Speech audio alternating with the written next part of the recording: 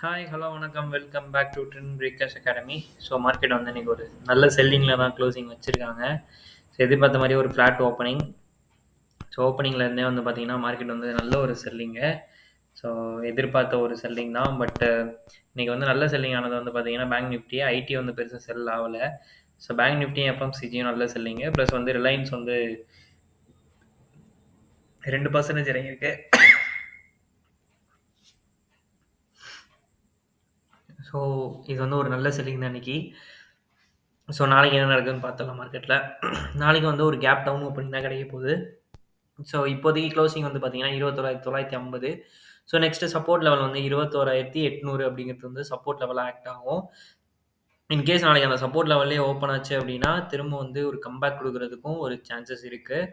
So இல்லை அதையும் break பண்ணுச்சு அப்படின்னா 21,450 அப்படிங்கிற லெவல் தான் நெக்ஸ்ட்டு சப்போர்ட் லெவலாக இருக்கும்.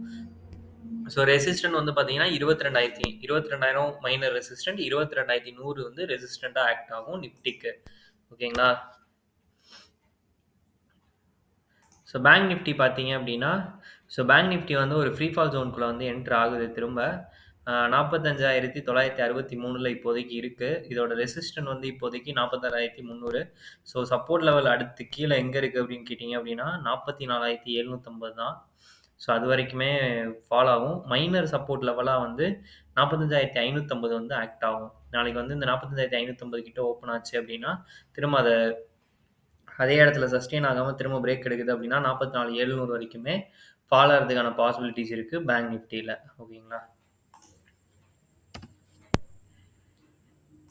ரிலையன்ஸ். ஸோ ரிலையன்ஸ் வந்து அந்த சைட் வேஸில் வந்து கீழே உடச்சிருக்காப்புல. ஸோ அதுவும் வந்து பெருசாக உடைக்கல, கீழே உடச்சிருக்காரு. தட்ஸ் அவ்வளோதானே தவிர வந்து ஸோ அடுத்த சப்போர்ட் லெவல் இப்போ ரிலையன்ஸ் கீழே வருது அப்படின்னா சப்போர்ட் லெவல் எங்கே இருக்குன்னா 2,800 தான்.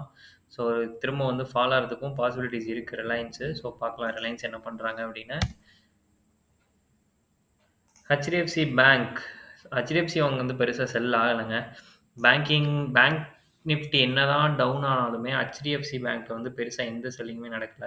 ஸோ இன்னைக்கு செல்லிங் ஆனது யாருன்னு கேட்டிங்கன்னா, கோட்டக் மஹிந்திரா அப்புறம் வந்து ஐசிஐசிஐ பேங்க் தான். கோட்டக் வந்து ஒரு 1.25%, ஐசிஐசிஐ 1.25% இன்னைக்கு இறங்கியிருந்ததே தவிர, ஆக்சிஸும் பெருசா இறங்கல. நம்ம ஹெச்டிஎஃப்சியும் பெருசா இறங்கல. ஹெச்டிஎஃப்சி வந்து சைட்வேஸ்ல தான் இன்னைக்கு க்ளோசிங் வச்சிருக்காங்க. ஓகேங்களா? ஓகே. நாளைக்கு என்ன நடக்குதுன்னு பார்க்கலாம். நெறைய பேர் வீடியோஸ் பார்க்குறீங்க. உங்களுக்காக யூஸ்ஃபுல் கன்டென்ட் போடுறோம். ட்ரெண்ட் பிரேக்கர்ஸ் அகாடமி இது வரைக்கும் நீங்க ஃபாலோ பண்ணல அப்படின்னா, ஃபாலோ பண்ணிக்கோங்க. தேங்க் யூ ஃபார் வாட்சிங்.